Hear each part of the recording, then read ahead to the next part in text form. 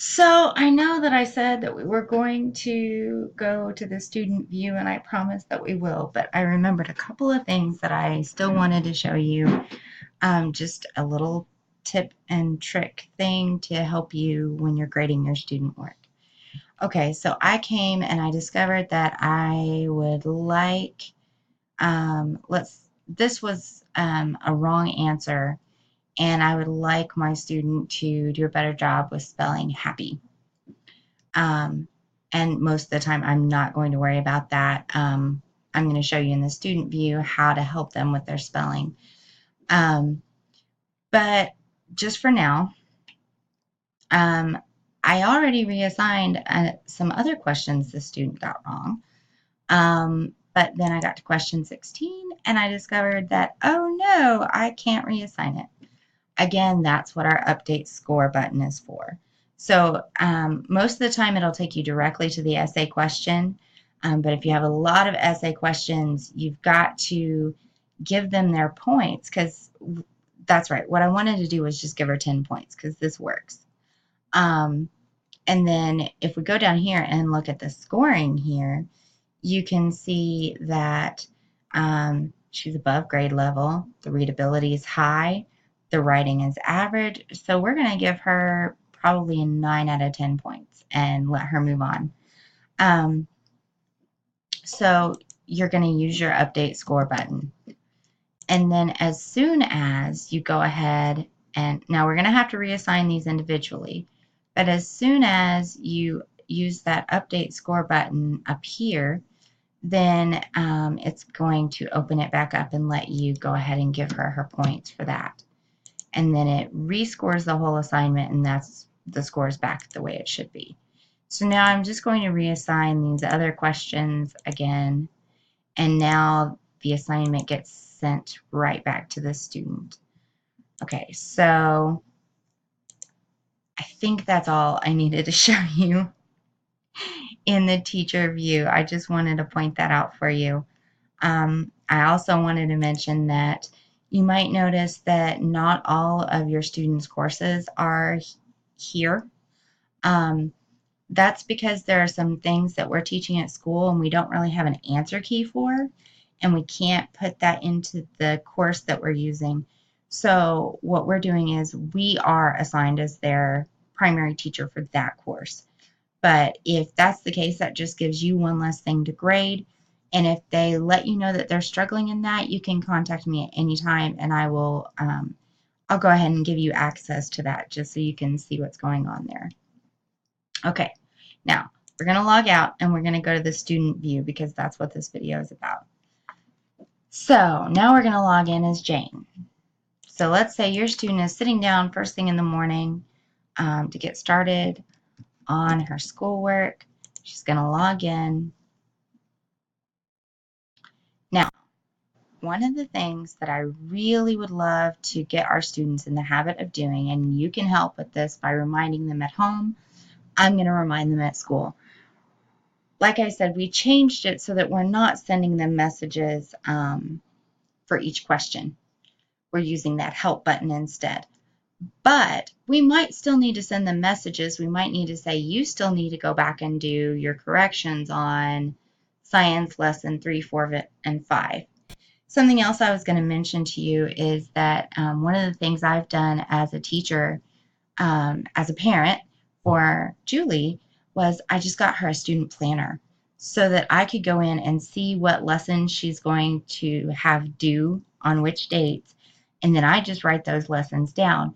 Now, that comes with its own set of problems because she doesn't remember to do her corrections yet, but that just takes time of reminding them. So just depending on how your student works and whether or not they're doing great with keeping track of their assignments in Ignitia, or if they need just a written list of what they need to do that day, you might think about doing that. And as we go through the school year, we're going to kind of learn a little bit more about how to make things go smoother for students entering Ignitia next year.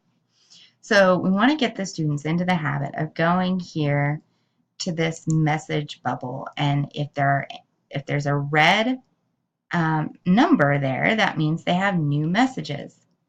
So, okay, that's a help message. So I can go to that help message and click on the assignment, and it'll take me right to the assignment. Now, let me think about that actually. Yeah, it's going to take him to the assignment, but it's only going to do it on that one question. So let's teach our students also, if it says help right there, you don't need to worry about that. This one gives you something else. It tells you, this was back when we were using just the messages. Okay, so all of that made very little sense, I'm sure. Let's go ahead and do what we need the students to do each and every day when they get signed in. Say, just check your messages, see if there's anything, maybe a personal note from your teacher, um, something that's going to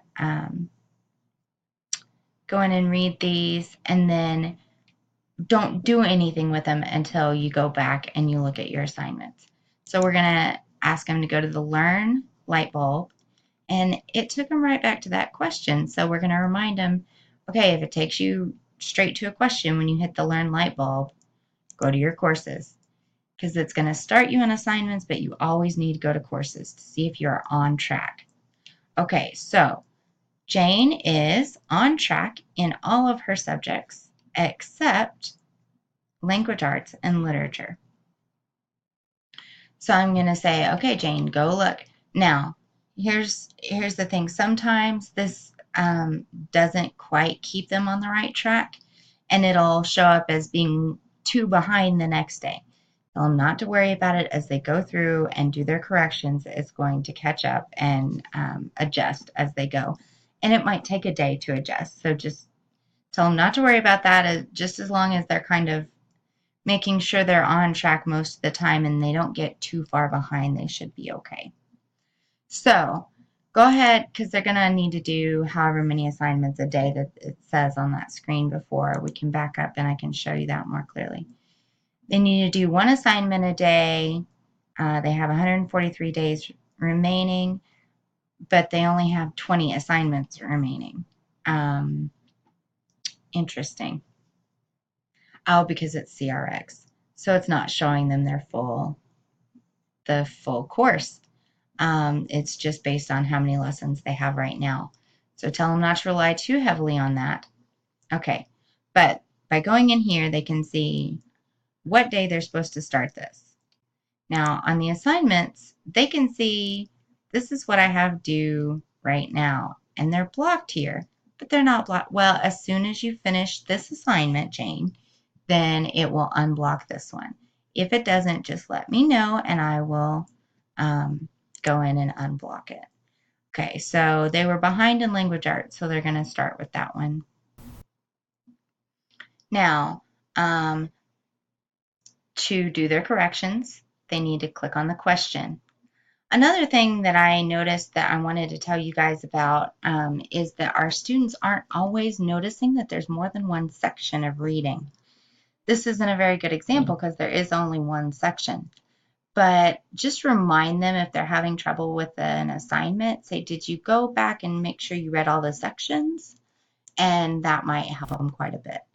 All right, so if there's a check mark, that means it's right. If it's dark black, that means they need to redo that question. Now, this one doesn't have any help, so they just need to go through and put that in order. This one, they just need to try again, and they can look at the story if they need to, or they can just come back over here and look at this story. This does something different. It opens up a new window with just the story. So teach them how to use that back button at the top of their browser if they don't know already, and they'll just go right back into it. But it's easier to just switch between these 2 tabs. So we're going to go back to our questions, and we're going to go back to that one. And oh, look, okay, so here's a yellow slash mark. They got it partially right. What does that mean? That's not where I gave my student help. what happened here? Okay. So as a teacher, I'm confused. I'm going to go see, okay, we didn't give her help here. We gave her help in literature. So let's go back to literature because that one's behind too. So we'll go in here to literature and we're going to go here to this one that they can get to that's assigned. And we're going to go to the questions. All right. Now, this one is dark black with no check mark, which means it's been reassigned. And now here at the bottom, we see this new red bubble right on top of the ask for help. So we're going to click that. Okay, this gives us our note from our teacher. They were sent to live there, but what was happening that made them have to leave their home in London? Go look at the notes we took in class together.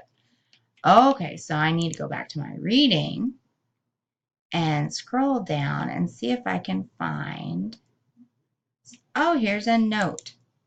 Okay, so here we go. Because of the air raids, this story is about something that happened to them when they were sent away from London during the war because of the air raids.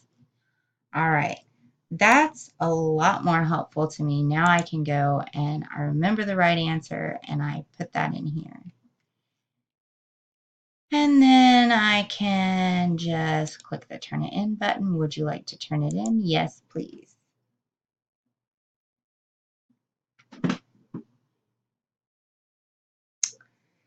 So I'm just looking at my notes here to see if there's anything else I need to tell you parents about under the student view. All right, so you're going to look at your messages. Always go to your courses to see if you're on track, and then look at your help button. Aha! I also wanted to show you the spelling. And I wanted to show you this. Now, this is something else we're working with Ignitia on.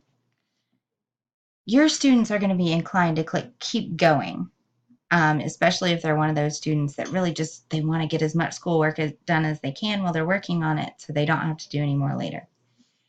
Remind them, don't click keep going, because that's going to take them to maybe a project or we don't even know what that's going to take. This assignment is blocked. Okay, that's how it's supposed to work, but it doesn't always. Sometimes it takes them to a project that we didn't even want them to do. So remind them whenever they turn in an assignment and it gives them the choice to keep going, click on assignments so that you go back to this list of assignments and you can go through and do your assignments from there, or you can go back to your courses and look to see where you're behind so you can work on those courses first. So now what I want to do is I want to go back into the language arts, because one of the things we can do to help our kiddos with spelling is on the writer that they have in Ignitia.